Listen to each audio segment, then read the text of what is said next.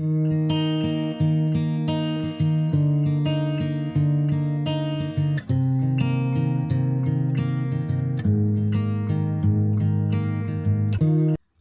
saja, kami dari kelompok 3 akan mempresentasikan mengenai faktor yang mempengaruhi frekuensi pernafasan. Sistem pernapasan pada manusia adalah sistem organ yang digunakan untuk menghirup oksigen dari udara serta mengeluarkan karbon dioksida dan uap air. Dalam proses pernapasan, oksigen merupakan zat kebutuhan utama. Oksigen untuk pernapasan diperoleh dari udara di lingkungan sekitar. Alat-alat pernapasan berfungsi memasukkan udara yang mengandung oksigen dan mengeluarkan udara yang mengandung karbon dioksida dan uap air. Tujuan proses pernapasan yaitu untuk memperoleh energi. Adapun proses pernapasan dipengaruhi oleh susunan saraf otonom. Menurut tempat terjadinya pertukaran gas, maka pernapasan dapat dibedakan atas dua jenis. Yang pertama, pernapasan luar atau eksternal. Yang kedua, pernapasan dalam atau internal. Keluar masuk udara dalam paru-paru dipengaruhi oleh perbedaan tekanan udara dalam rongga dada dengan tekanan udara di luar tubuh, contohnya kebugaran jasmani. Faktor yang mempengaruhi pernapasan. Frekuensi pernapasan adalah cepat lambatnya bernapas atau banyaknya oksigen yang dihirup dan kemudian dihembuskan dalam bernapas dalam keadaan apapun.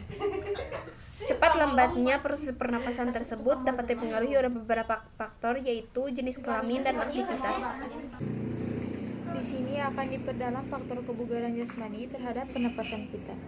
Kebugaran jasmani adalah kemampuan untuk melakukan kegiatan sehari-hari tanpa merasakan kelelahan yang berlebihan, serta masih memiliki cadangan tenaga untuk mengisi waktu luang dan kegiatan-kegiatan yang bersifat mendadak. Tabel di atas adalah merupakan hasil dari pengamatan frekuensi pernapasan setiap anggota dari kelompok 3. Kelompok kami melakukan praktikum sebanyak 2 kali, yaitu pada minggu pertama dan minggu kedua.